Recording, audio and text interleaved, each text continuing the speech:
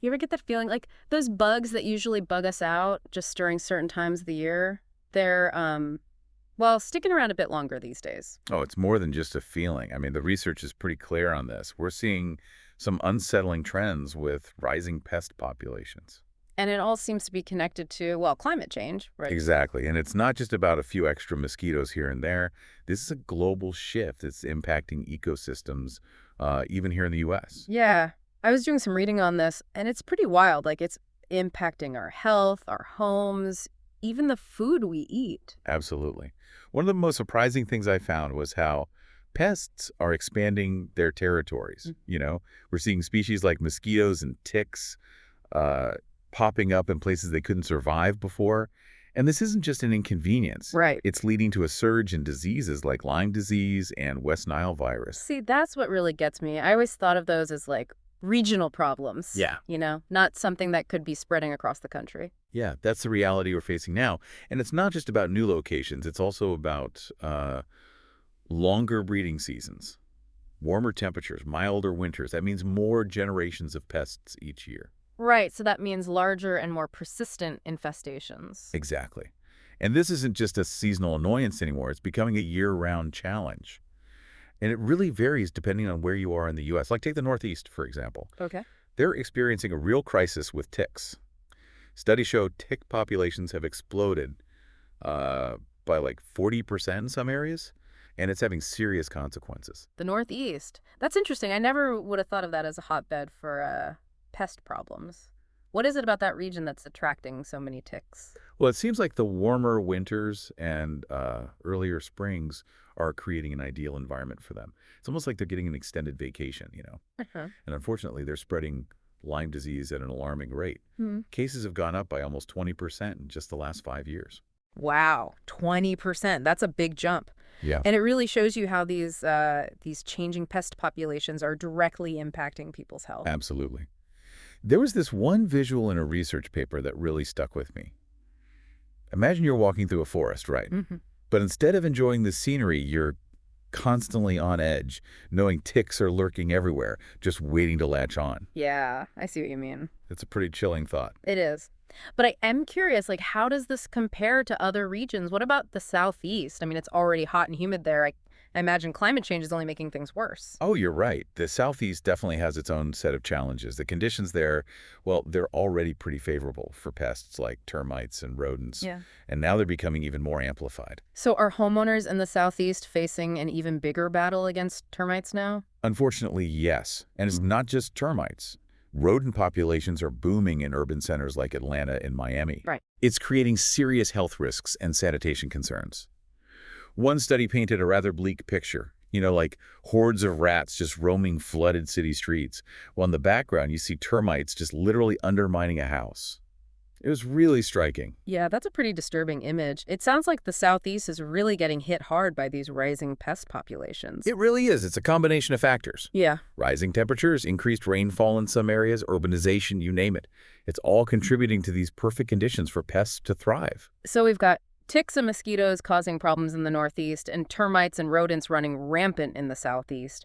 What about the Midwest? I mean, agriculture is so important in that region. Ah. How is climate change impacting pest populations there? Well, the Midwest is definitely facing its own set of challenges, and agriculture is right at the heart of it. Picture this, fields of corn and soybeans, but instead of thriving crops, you've got these swarms of stink bugs Stink bugs. invading homes, damaging valuable crops. It's a real nuisance.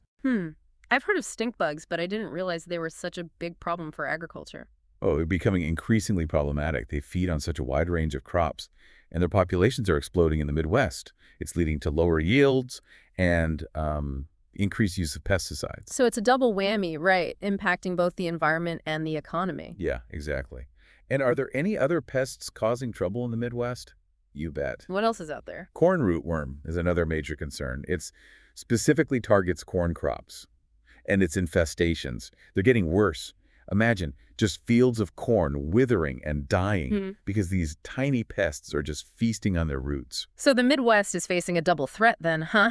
Stink bugs hitting various crops and corn rootworms specifically targeting corn. This has to be having a real impact on farmers, right? The entire agricultural industry. Absolutely. It is. And the research shows that climate change is a key factor in the rising populations of both of these pests. Mm. Warmer temperatures, changing rainfall patterns, it's creating these perfect conditions for them to thrive. It's amazing, really, how these seemingly small changes in climate can have such a ripple effect on entire ecosystems, and ultimately impacting our food supply. Exactly. And these are just a few examples. We haven't even touched on the challenges facing the Southwest and the West Coast. Oh, right. We still have a lot more ground to cover. Each region has its own unique set of pests that are being affected by these changes. Absolutely. Yeah. It's important to get a sense of the full scope of this. Well, let's do it. I'm ready to head southwest. Okay, let's explore the challenges facing that region next. Okay, so from those lush forests and farmlands back east, we're heading to a very different landscape. The southwest, where things are a bit more, well, dry. I imagine the pests out there are a whole different breed, huh? Oh, absolutely. Yeah. The Southwest has its own unique set of challenges. Scorching heat, dry conditions. Yeah. Not exactly a welcoming environment for most things. But Hmm. for certain pests, it's like paradise. It's funny how something that drives humans away can be a haven for bugs and critters. What kind of creatures are we talking about specifically? Well, the fire ant comes to mind right away. Aggressive, resilient, and with a sting that, well, let's just say it packs a punch. They were already a concern in states like Texas and Arizona. But with these rising temperatures, their range is expanding. I've heard stories about fire ants. They don't sound fun. Anything else lurking around out there that we should be aware of? Oh, you bet. Scorpions. They're already a pretty familiar sight in the region, but they're really thriving in the heat, Yeah. becoming more prevalent, venturing further into populated areas. The environment's becoming even more hospitable to them. It's like a scene out of an old Western, right? Scorpions and fire ants duking it out in the desert. But seriously, what does the research say about how bad this problem really is? Well, one study projected that fire ant populations in Texas could increase by like 20% over the next decade. And it's not just the numbers, it's the impact. They cause billions of dollars in damage every year to agriculture, infrastructure, even public health. Wow, that's a lot of damage. It really puts into perspective how a small shift in temperature can have these massive consequences. Right. And one of the visuals that really stuck with me from the research showed this typical Southwestern scene, a modest home in the desert. But then you zoom in and, oh boy, it's like something out of a horror movie. Fire ants are swarming around the foundation. A scorpion is lurking just a few feet away. Yikes. It's a good reminder that climate change isn't just this abstract concept. It's affecting our lives in very real ways. Okay, so I've talked about the Southwest. What about the West Coast? California, Oregon, Washington, it's known for its diverse environment.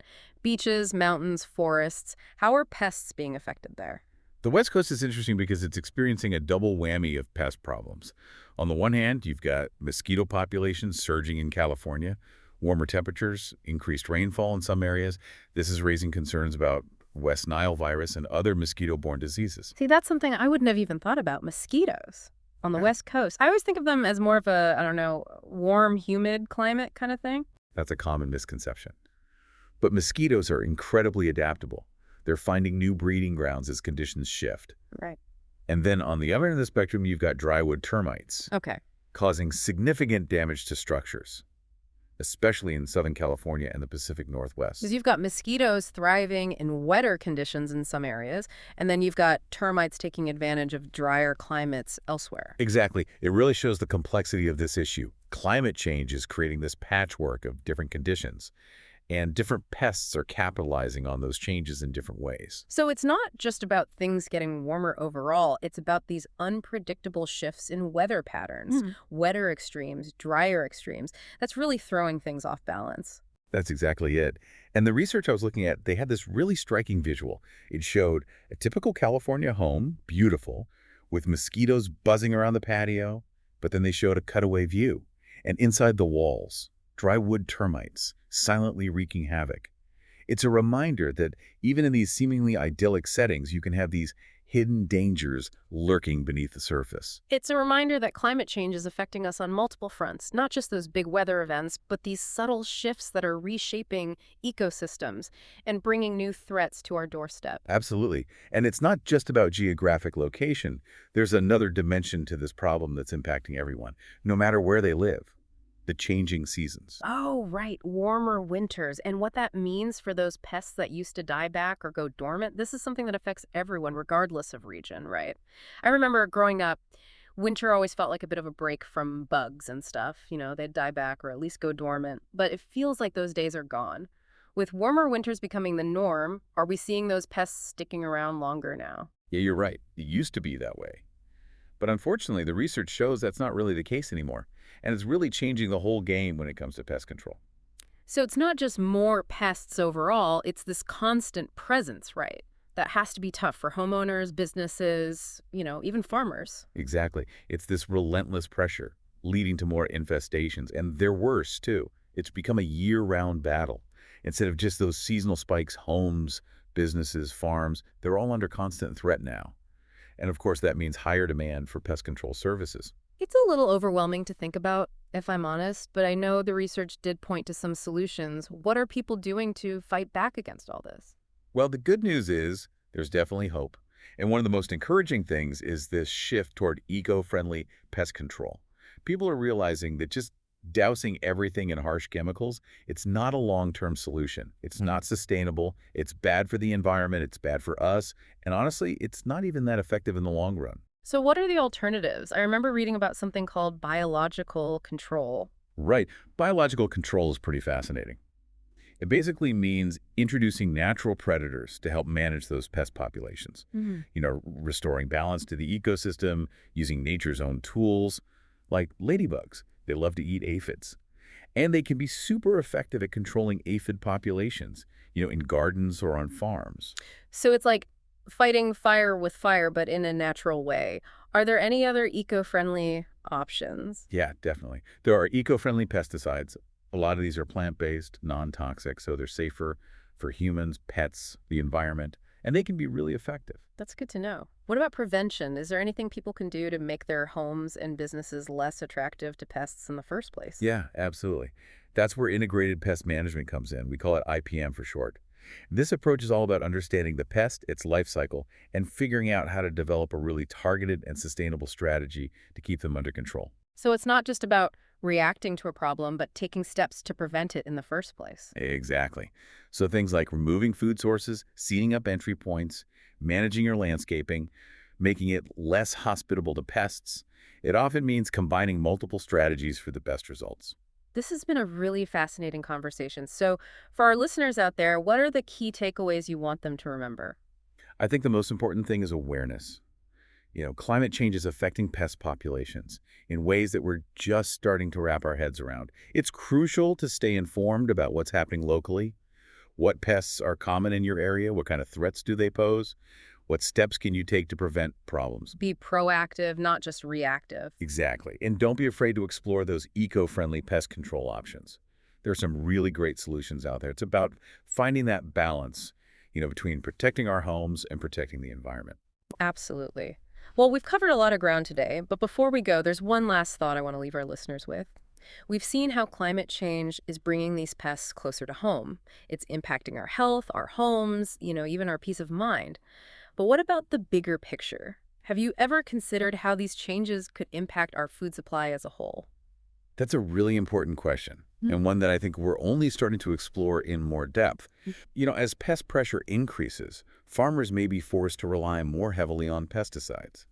And that, of course, can have consequences for the environment and for human health. And if certain crops become harder to grow because of pests, we could see disruptions in the food supply chain, maybe even rising food prices. It's a lot to think about, and a good reminder that these issues are all interconnected. What we do in our own backyards, the choices we make, the policies we support, they all have an impact. I think that's the key takeaway here. We're all part of this ecosystem. The more we understand the connections, the better equipped we'll be to deal with these challenges. That's a great point. Well, this wraps up our deep dive into the world of rising pests. It's a complex issue, but I hope we've shed some light on the challenges and, more importantly, the solutions. So to everyone listening out there, stay informed, be proactive, and think about that bigger picture. And remember, even small actions can make a difference. Every step we take towards a more sustainable future counts. Well said. Until next time, keep exploring, keep questioning, and keep diving deep.